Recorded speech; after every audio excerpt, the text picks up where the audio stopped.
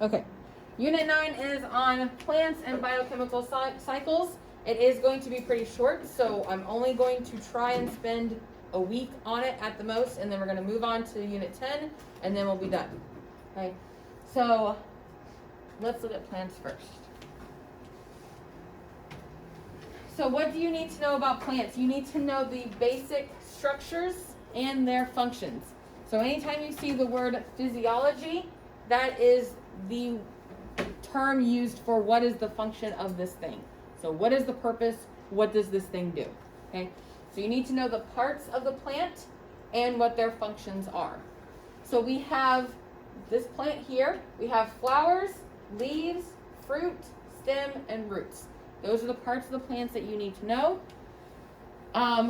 Flowers have multiple parts to them. Also, leaves have multiple parts to them. So flowers and leaves, we will look at the different parts, and you need to know the functions of all of those different parts. And then we're going to look at fruits, stems, and roots. There are different types of fruits, stems, and roots depending on the plant. So we will look at the different types, and you will need to know the different types of fruits, stems, and roots.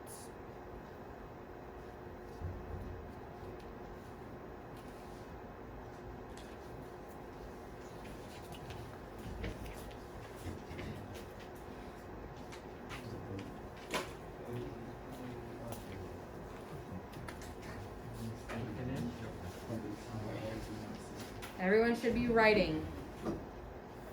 Sammy, put your phone away. Everyone should be writing. Did you say we're done after Unit 9? Unit 10. You have 10 units. Really? How long is Unit 10? It's pretty long. When's our EOC? The 17th through the 19th Of May. of May. Sorry, of May. We just have math and biology for EOC. Don't you have a history one? AT Human. Oh, yeah. But I think the AP test counts as the EOC. Oh, it does? I think. You don't have to take 2 tests.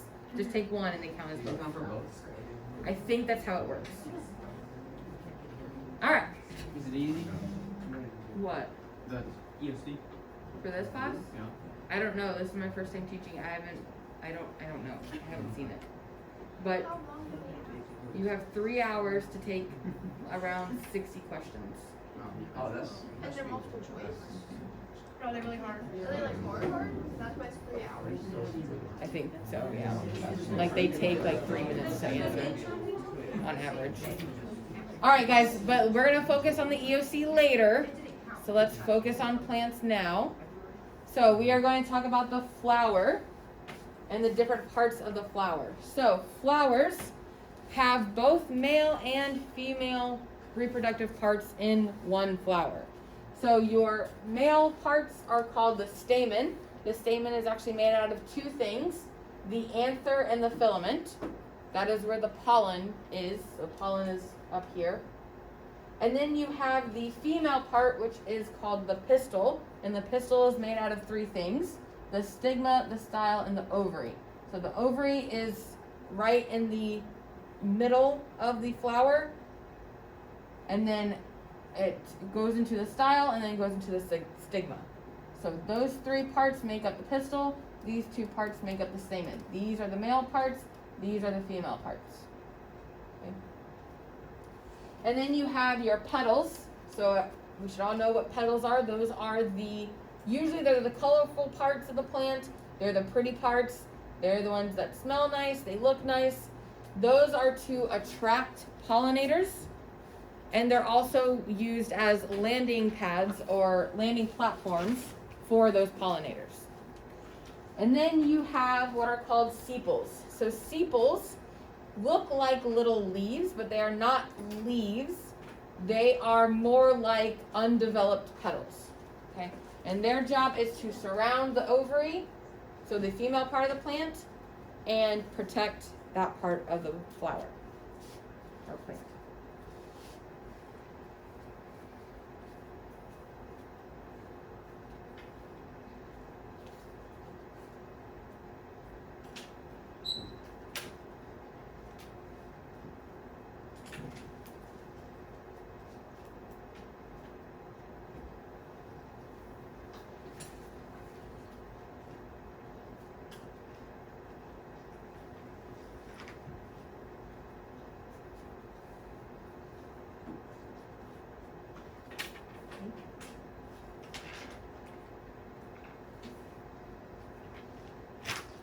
So this is going to be number 1 for the new notebook, the new unit in the notebook. So this is number 1, which is going to be unit 9, day 1 notes.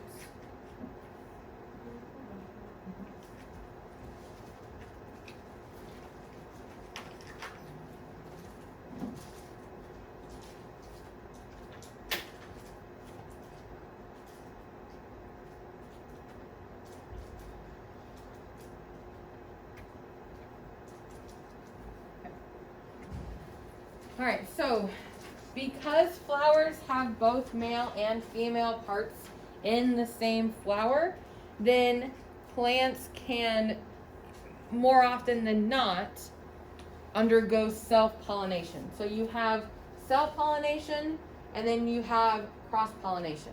So self-pollination is when the male and the female parts from the same flower are going to make the offspring for the next plant.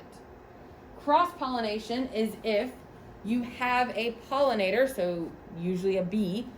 A pollinator is going to come and it's going to help the plant pollinate with another separate plant. So the flower of one plant is going to pollinate with the flower of another separate individual plant. That is cross-pollination.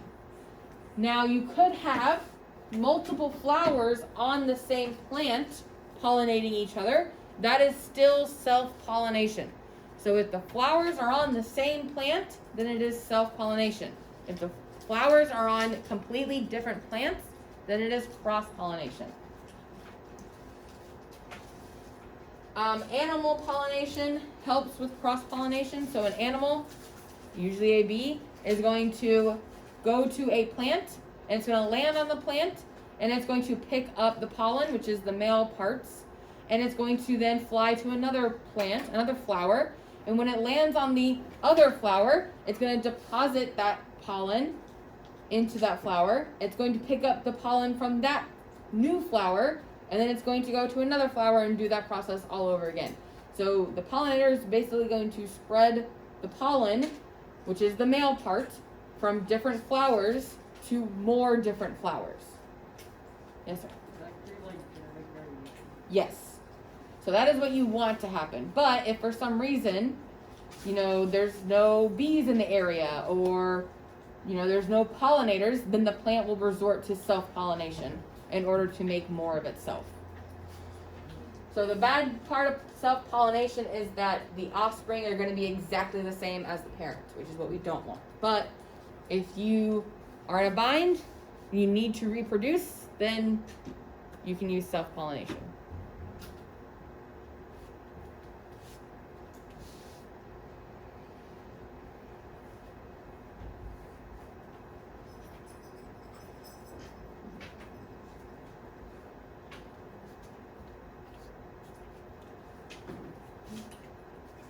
Alright, so now let's look at the leaves. So the main function of the leaves of the plant is to do photosynthesis and a process known as transpiration.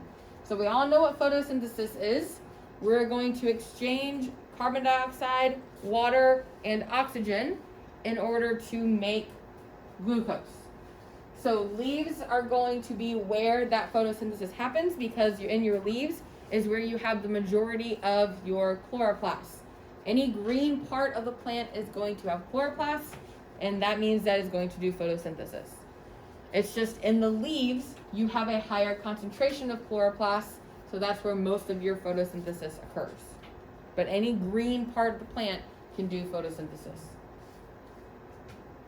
Transpiration is just the release of water, or the evaporation of water from the leaves. So water is going to leave the leaves and be evaporated into the atmosphere. That is transpiration. So the leaves are going to be where photosynthesis occurs and where transpiration occurs.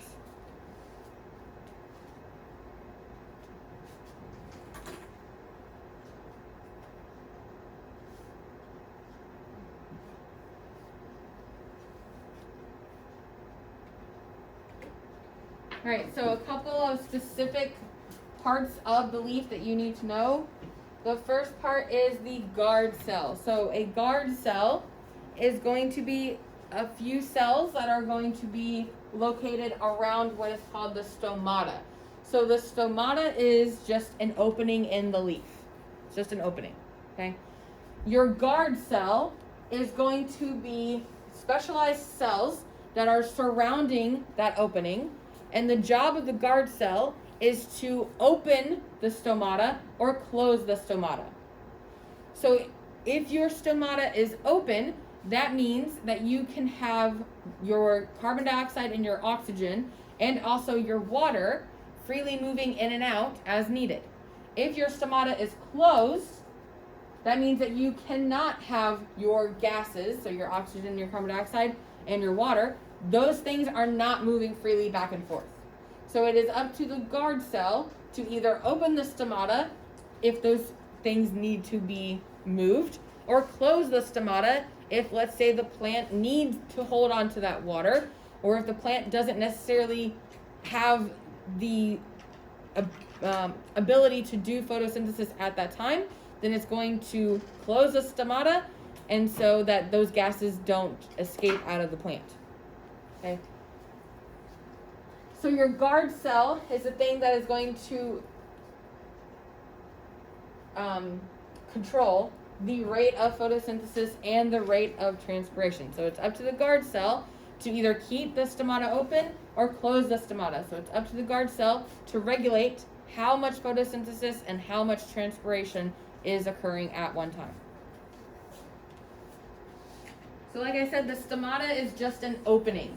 So the stomata doesn't really do anything. It just allows gases, so our carbon dioxide and our oxygen. It allows those things to leave the leaf or be brought into the leaf. It also allows water to leave the leaf or be brought into the leaf. But it's just an opening. Your guard cell is the actual thing that controls if that stomata is open or if it's closed. Okay. So the stomata, if it's open during photosynthesis, it's going to allow carbon dioxide and oxygen to move back and forth freely. And then in transpiration, if the stomata is open, then the water can move freely. But it's the guard cell that is in charge of opening and closing that stomata. Stomata is also called stoma. So stoma, stomata, same thing.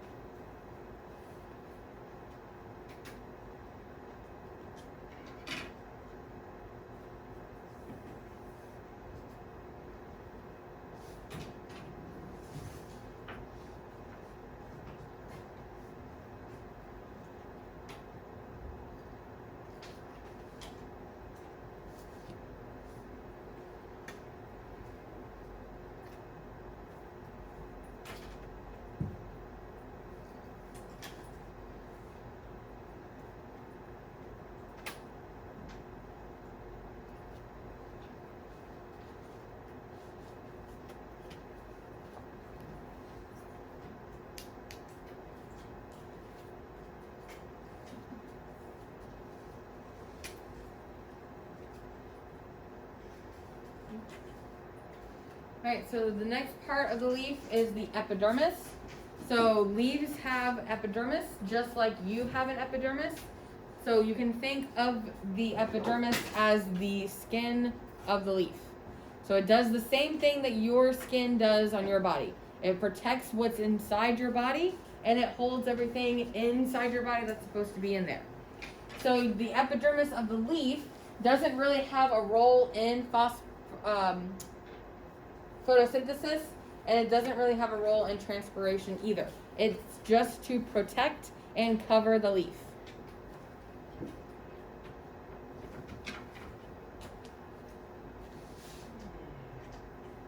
Okay. Also inside your leaves, you have structures called veins, and veins are going to be in charge of moving nutrients throughout the plant. You have two things that make up your vein. It's the xylem and the phloem. So the xylem is going to be in charge of moving water or ions around the plant. So the xylem is going to bring water from the roots up the plant into the leaves. So during photosynthesis, it is important that those cells get water so that they can do photosynthesis. So it's the xylem's job to bring water from the roots into the leaves for photosynthesis. It's also important for the xylem to bring water from the roots into the plant so that it can then be evaporated through the leaves, because during this process, the plant is going to use transpiration in order to cool down. So obviously plants are in the sun almost all day. They need a way to, if it gets too much sun, they need a way to cool off and to prevent any damage. So the transpiration, the evaporation of water from the leaf, is going to allow that leaf to cool off. So that is the xylem. The xylem is going to carry water. So your phloem is going to carry glucose. So plants do photosynthesis, which means they are producing glucose. So once that glucose is produced, what is going to happen to it? Well, the phloem is going to take that glucose and is going to deposit it into the stem or the roots of the plant, and it's going to store it as starch. So this is going to help the plant grow taller. This is going to allow us, if we eat the plants, to bring in that starch.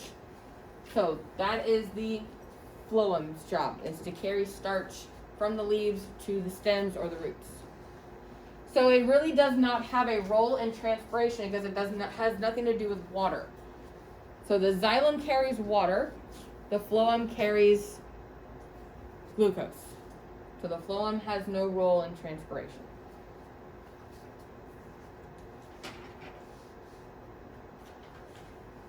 And again, transpiration is just the evaporation of water. So water is going to leave the leaves through the stomata.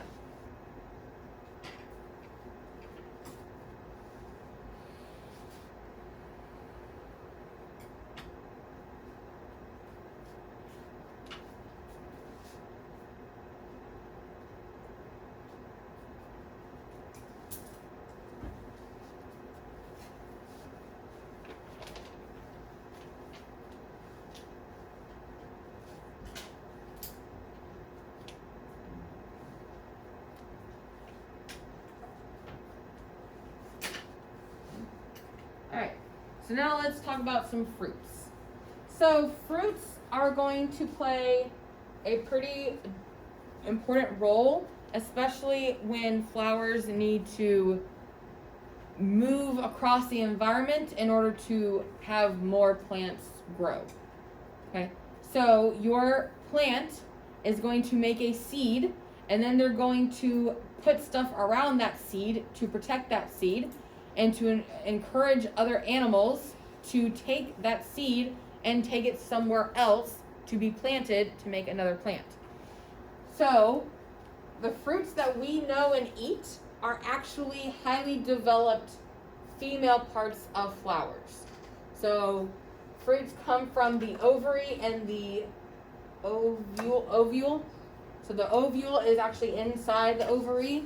So those two things are going to, once they are fertilized, they're going to develop into a seed, and that seed is going to be used to make a new plant. Well, you want that seed to be protected, so you're going to put stuff around it.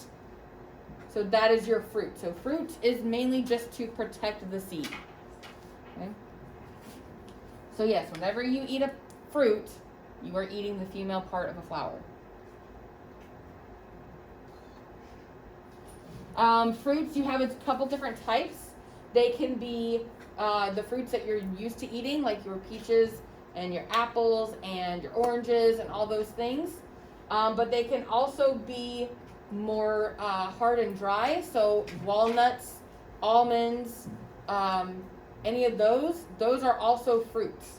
They have seeds inside of them. They have a protective barrier around them. So that is a type of fruit. It's just harder and drier than your usual fruits. So we have a couple different types. So your simple fleshy fruits are the ones that you're used to. So again, those are your peaches, your apples, your oranges, stuff like that. You have what's called an aggregate fruit. So an aggregate fruit is where the ovaries of multiple flowers fuse together. So that is, an example would be a raspberry or a strawberry. Each one of those little sections is actually the ovary of the flower. So they're going to fuse together to make an aggregate fruit. Multiple fruits is kind of the same, but now you have multiple flowers, whole flowers, fusing together to make a fruit. So multiple fruit, so you have all these flowers here. They are going to fuse together to make a pineapple. Whereas this one flower has multiple ovaries inside, and all those ovaries are going to fuse together to make a raspberry. This is multiple flowers. This is one flower with multiple ovaries. So a little bit different. And then finally we have our dry fruits. So those are your walnuts. I'm not exactly sure what a red bud is, but that's what your book gave you. But those are your walnuts, your almonds, all of your sunflower seeds, all of your dry fruits. Those are those. Alright, so then we have our stem. So the stem of the plant is going to basically just provide support. So it's going to help the plant grow taller, and it's going to support all of the fruit, all the leaves, all the flowers, everything that is needed in order to make more of that plant. It's just going to provide support for those structures. So the stem also plays roles in photosynthesis and transpiration. So again, during photosynthesis, you need to be able to bring water from the roots through the plant. So it has to go through the stem.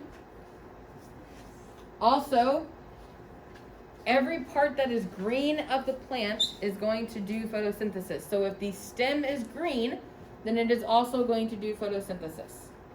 So not only is it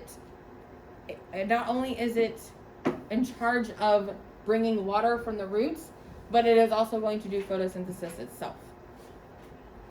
And then the role of transpiration, well, it has to get water from the roots to the leaves, not only for photosynthesis, but also for transpiration.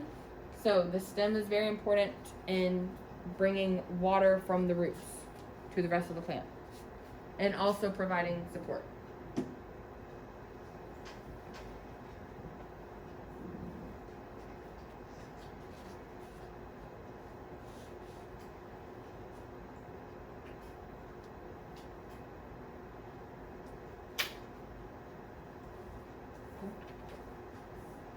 Alright, I think this is the last slide, or the last part of your notes. Okay, so something else that's in your stems is called the vascular bundle. So this picture, you actually have two different types of stems, just depending on what they look like. You don't need to know that. I just wanted to show you that there are different types of stems. But each type of stem, every stem is going to have what's called a vascular bundle. So your vascular bundle is made out of the same things that your veins are made out of. So your stem, once it starts reaching the leaves of the plant, it's going to branch off. So much like the capillaries in our body, we go from veins to capillaries. So we're going to go from big stems to smaller veins, but they're made of the same thing. So we have xylem and phloem. Again, your xylem is going to carry water, and your phloem is going to carry glucose. So in the stem, your xylem is going to carry water from the roots to the rest of the plant.